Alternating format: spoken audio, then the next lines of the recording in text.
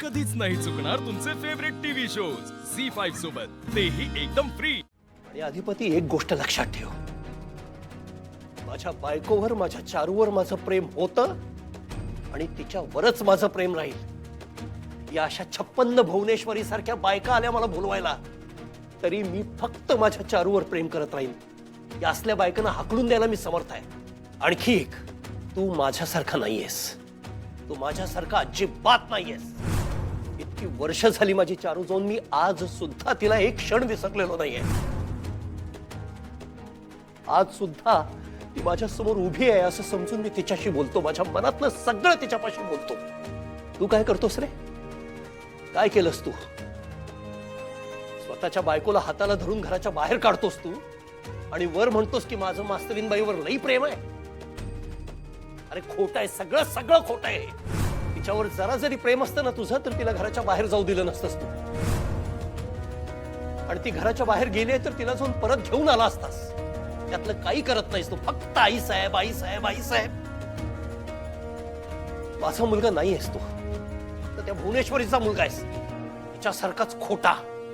हायच मग मी आमच्या आई साहेबांचा लेख. ते असं भडभड बोलून डोळ्यात अश्रू आणून ना तुम्ही दुसऱ्यांच्या डोळ्यात धूळफेक करू शकता, माझ्या डोळ्यात नाही. 4 वाजता आणि तुमच्या या असल्या वागण्यामुळेच आमच्या आई साहेबांनी कवाच सवाशीन म्हणून राहता आलेलं नाही. एकदाच जर तुम्ही आई साहेबांच्या गळ्यात डोरलं बांधलं असतं ना, तर आज या घरात शांती असती आणि आमच्या मास्तरीनबाई ह्या घरात असते. आत्ता तुम्हाला वाटेल ते बोल, सगळ्या गोष्टींना मला जबाबदार धर, पण सगळ्या गोष्टी मिक्स करू नकोस, एकत्र करू नकोस. किमान तू तुझ्या संसाराचा विचार कर. अधिपती, अजून सुद्धा वेळ गेलेली नाहीये. अक्षराला या घरात परत घेऊन ये. मी पुन्हा पुन्हा सांगतोय तुला. अरे आपल्या बायकोला बाहेरचा रस्ता दाखवलास तू, घराच्या बाहेरचा असं सांगितलंस. हे केलं नसतंस ना तर अक्षरा आज इथे घरात असते. स्वतःच्या मर्जीने गेल्यात घरावर. अरे कारस्थान करून भुवनेश्वरीनं तुझ्या करवी तिला बाहेर काढलंय, हे तुला कळत नाहीये. ती स्वतः कधीच वाईट होत नाही रे, अशीच आहे ती. मी आई साहेबांविषयी बोलणं कधी थांबवणार आहे? जावई बापू, अहो तुम्ही तरी शांत राहा की. अहो हात जोडतो मी तुमच्या पुढे. अधिपती, अरे काय चाललंय तुझं?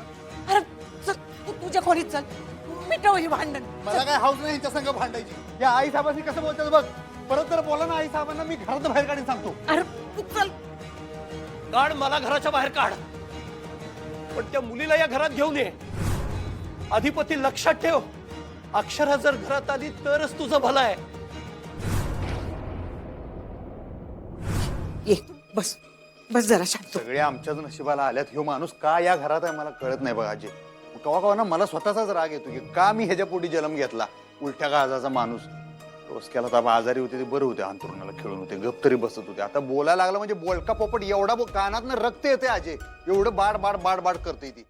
झी5 ॲप डाउनलोड करा आणि पहा सर्व एपिसोड्स एकदम फ्री.